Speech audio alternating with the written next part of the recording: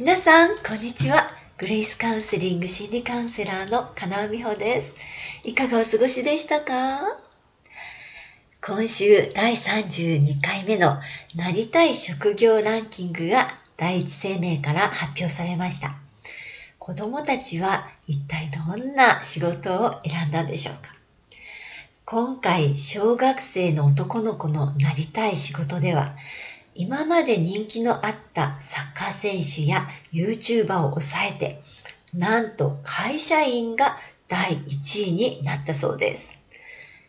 なりたい職業に会社員が1位になるのはバブル期以来のことだそうです。でも、どうして子供たちは会社員を選んだんでしょう？子供の夢が会社員と聞いて、皆さんはどう感じますか？コロナ禍の影響で子供たちすら将来を不安に感じて安定した仕事を選んだということなんでしょうか？実はそうじゃなかったんです。なりたい職業に子供たちが会社員を選んだ理由、それは働くパパやママの姿がかっこいいと思ったからなんだそうです。コロナでリモートワークが進んで、今までは身近に見れなかった働くパパやママの姿を見た子供たちが、難しい仕事をこなしているパパやママかっこいいと思って、自分も将来は会社員になりたいと憧れるようになったというんです。嬉しい話ですよね。また中学生の子たちもコロナ禍の医療現場の第一線で働く医師や看護婦の存在を見て、自分も将来は人の役に立ちたいと思ってなりたい仕事に医療従事者を選んだ子が多かったということも今回の特徴だったそうです。コロナは私たちの生活にたくさんのマイナスを与えましたが、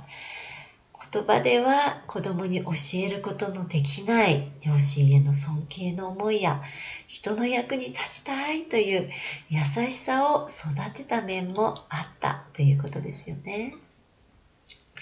ところで皆さんはリフレーミングという言葉をお聞きになったことがありますか？リフレーミングというのは物事の見方を変えるための心理学的な方法です。家族の問題や自分の悩み、生きづらさを感じたりして、もう八方塞がりと思ったことが皆さんももしかしたらあるかもしれません。八方塞がりでもう前に進む力がないと思ったらどうしたらいいんでしょう？生きていくのにどうしても必要なもの、それは希望だなぁと私はいつも思うんです。たとえ今問題だらけで毎日が辛くて最悪だったとしても、ここから先は良くなるんだという希望があったら人は頑張ることができるからです。でも八方が塞がっていて絶望しかないような時にどうやって力を与えてくれる希望を見つけたらいいんでしょう？もし皆さん自身がそんな状態だったり、皆さんの大切な人がそんな状態だったらどうすればいいんでしょう？そんな時に役に立つのがリフレーミングなんです。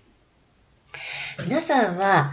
英単語を覚えるときに使う半透明の赤いシートをご存知ですか？単語帳の上にその赤いシートを置くと、書いてある赤い文字だけが消えて黒い文字しか見えなくなるんですよね。私たちはどうしても先入観や自分の価値観を通していろいろな物事を解釈します。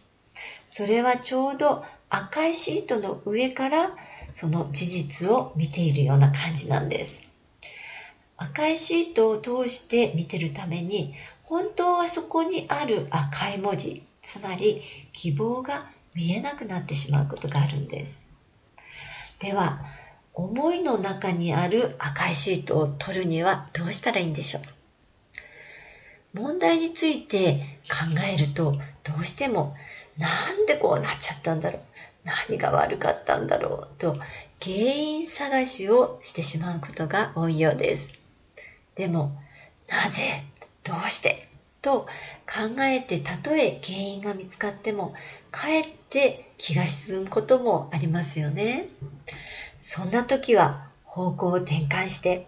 このことがあって良かったことは何だろうと考えてほしいんです。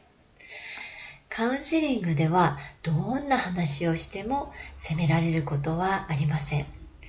辛かったことや苦しいこと、後悔していることや怒ったことなど何でも話していいんです。でもそんな話がずっと続いて八方塞がりになった時は、その悩みや問題があって良かったことって何ですかと質問します。良かったこと、悪い話をしてるんですから、最初は驚く表情をされる方も、良かったこと、良かったことと考えるうちに、そういえばと、その問題があったからこそ、良かったことをちゃんとご自分の言葉で話されます。そして話していくうちに、だんだん表情が明るくなっていくんです。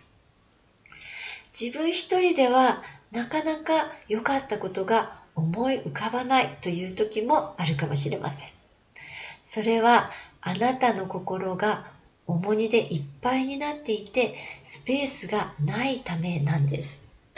そんな時はあなたの話をじっくり聞いてくれる人を見つけてください。